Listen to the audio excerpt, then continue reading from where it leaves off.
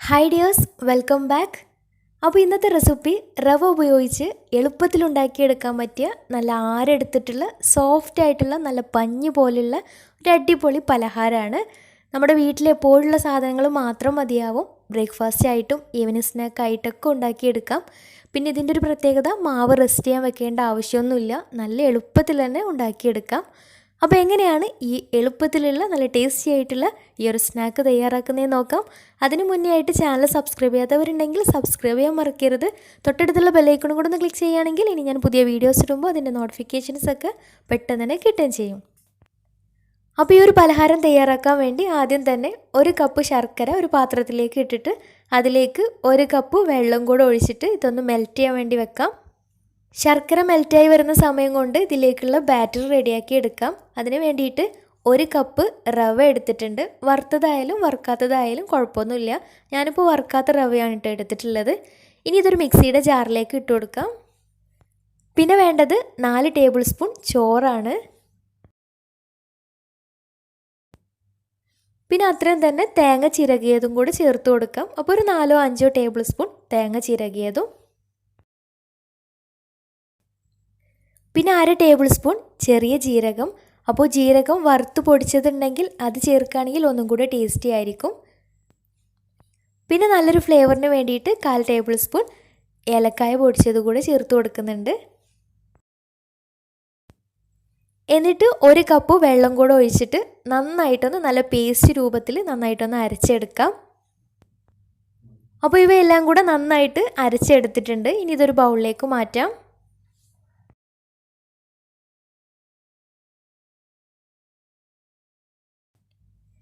എന്നിട്ട് നല്ല ചൂടോടുകൂടി തന്നെ നേരത്തെ ഉരുക്കി വെച്ചിട്ടുള്ള ശർക്കര പാനി ഇതിലേക്ക് ഒഴിച്ചിട്ട് നന്നായിട്ടൊന്ന് മിക്സാക്കി എടുക്കണം. അപ്പോൾ ഈ ഒരു പലഹാരത്തിന് കുറച്ച് ലൂസായിട്ടുള്ള ബാറ്ററാണ് വേണ്ടത്. അപ്പോൾ ബാറ്റർ ഈ ഒരു ലൂസിൽ തന്നെ ആയിരിക്കണം. ഒരുപാട് കട്ടിയായിട്ടൊന്നും പോവരുത്. അപ്പോൾ ഏകദേശം ഈ ഒരു കറക്റ്റ് അളവിൽ എടുക്കുകയാണെങ്കിൽ കറക്റ്റ് പാകമായിട്ട് തന്നെ കിട്ടുകയും ചെയ്യും.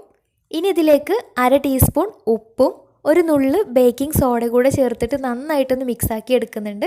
അപ്പോൾ ബേക്കിംഗ് സോഡ ചേർത്തിട്ടില്ലെങ്കിലും കുഴപ്പമൊന്നുമില്ല, നന്നായിട്ട് തന്നെ പൊങ്ങി ആരെടുത്ത് കിട്ടുകയും ചെയ്യും. ഇനി ഈ മാവ് റെസ്റ്റ് ചെയ്യാൻ വെക്കേണ്ട ആവശ്യമൊന്നുമില്ല, ഉടനെ തന്നെ ഉണ്ടാക്കിയെടുക്കാം. ഇനി ഇതിലേക്ക് കുറച്ച് തേങ്ങാക്കൊത്ത് വറുത്തെടുക്കാൻ വേണ്ടിയിട്ട് ഒരു ചീനച്ചട്ടി സ്റ്റൗവിൽ വെച്ചിട്ടുണ്ട്. എന്നിട്ട് അതിലേക്ക് കുറച്ച് വെളിച്ചെണ്ണ ഒഴിച്ചിട്ട് തേങ്ങാക്കൊത്ത് ഒന്ന് വറുത്ത് കോരി ഇട്ട് കൊടുക്കുന്നുണ്ട്. അപ്പോൾ ഇതിന് പകരം നട്ട്സ് എന്തെങ്കിലും ഉണ്ടെങ്കിൽ അത് ചേർത്ത് കൊടുക്കാം. പക്ഷേ തേങ്ങാക്കൊത്ത് ആവുമ്പോൾ ഒന്നും കൂടെ ടേസ്റ്റാണ്. അപ്പോൾ തേങ്ങാക്കൊത്ത് കളറൊക്കെ ഒന്ന് മാറി ബ്രൗൺ കളറായി വന്നാൽ തേങ്ങാക്കൊത്ത് മാത്രമായിട്ട് അതിൽ നിന്ന് മാറ്റിയിട്ട് മാവിലേക്ക് ഒഴിച്ചു കൊടുക്കാം. ഇനി ഇതേ എണ്ണയിലേക്ക് കുറച്ച് ചെറിയ ഉള്ളി ചെറുതായിട്ട് കട്ട് ചെയ്തിട്ട് ഒന്ന് വറുത്ത് കോരി എടുക്കുന്നുണ്ട്. അപ്പോൾ ഇത് ഏകദേശം കലത്തപ്പത്തിൻ്റെയൊക്കെ ഒരു ടേസ്റ്റ് തന്നെയാണ് ഇതിനും വരുന്നതും. ആ ഒരു സ്ട്രക്ചറിൽ തന്നെയാണ് ഉണ്ടാക്കുന്നതും. എന്നിട്ട് ഉള്ളിയും ബ്രൗൺ കളറായി വന്നാൽ അതിൽ നിന്ന് കുറച്ച് മാത്രം ഉള്ളി മാറ്റിയിട്ട് മാവിലേക്ക് ഒഴിച്ചു കൊടുക്കുന്നുണ്ട്. ബാക്കി ഈ എണ്ണയും ഉള്ളിയും കൂടെ വേറൊരു ബൗളിലേക്കും മാറ്റി വെക്കുന്നുണ്ട്. അപ്പോൾ അതെന്തിനാന്ന് പറയാം. അപ്പോൾ 2 രീതിയിലായിട്ട് അപ്പം ഉണ്ടാക്കിയെടുക്കുന്നുണ്ട്. ആദ്യം വെള്ളപ്പച്ചട്ടിയിൽ എങ്ങനെയാണ് ഉണ്ടാക്കുന്നതെന്ന് നോക്കാം. അതിനായിട്ട് നേരത്തെ മാറ്റി വെച്ചിട്ടുണ്ടായിരുന്ന എണ്ണയിൽ നിന്ന് 1 ടേബിൾ സ്പൂൺ എണ്ണ ചട്ടിയിലേക്ക് ഒഴിച്ചിട്ട് അതിലേക്ക് 2-3 തവി മാവ് ഒഴിച്ചിട്ട് അടച്ച് വെച്ച് ഒരു 3-4 മിനിറ്റ് വെയിറ്റ് ചെയ്യാം. മാവ് ഒഴിക്കുന്ന സമയത്ത് ഹൈ ഫ്ലെയിമിലിട്ടിട്ട് പിന്നെ അടച്ച് വെച്ച് ലോ ഫ്ലെയിമിലിട്ടിട്ട് വേവിച്ചെടുത്താൽ മതിയാവും. അപ്പോൾ ഒരു 3-4 മിനിറ്റ് കഴിഞ്ഞിട്ട് തുറന്ന് നോക്കാം. അപ്പോൾ ഈ ഒരു സമയത്ത് സെൻറ്ററിലൊക്കെ നന്നായിട്ട് പൊങ്ങി വന്നിട്ടുണ്ടാവും. അപ്പോൾ നല്ല സോഫ്റ്റ് ആയിട്ടുള്ള അപ്പമാണ്. അപ്പോൾ പതുക്കെ പാനിൽ നിന്ന് പാത്രത്തിലേക്ക് മാറ്റാം. ഇതേ രീതിയിൽ ബാക്കിയുള്ളതും ചുട്ടെടുക്കാം. പിന്നെ മാവ് ഒഴിക്കുന്ന സമയത്ത് ചട്ടി നല്ല ചൂടായിരിക്കണം, അത് പ്രത്യേകം ശ്രദ്ധിക്കുക.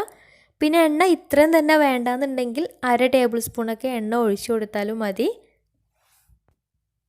ഇനി ഇതുപോലെ ഓരോന്നായിട്ട് ചുട്ടെടുക്കാൻ ടൈം ഇല്ലയെന്നുണ്ടെങ്കിൽ വലിയ പരന്നിട്ടുള്ള ഏതെങ്കിലും ഒരു പാൻ ഉണ്ടെങ്കിൽ അതിലേക്ക് നമ്മൾ നേരത്തെ മാറ്റി വെച്ചിട്ടുണ്ടായിരുന്ന വെളിച്ചെണ്ണ ഒഴിച്ചു കൊടുത്തിട്ട് നല്ല ചൂടായതിന് ശേഷം റെഡിയാക്കി വെച്ചിട്ടുള്ള മാവും കൂടെ ഒഴിച്ചിട്ട് അടച്ച് വെച്ച് ഒരു 15-20 മിനിറ്റ് ഒന്ന് അടച്ച് വെച്ച് വേവിച്ചെടുക്കുകയും ചെയ്യാം. ഇതേ രീതിയിൽ വേവിച്ചെടുക്കാം.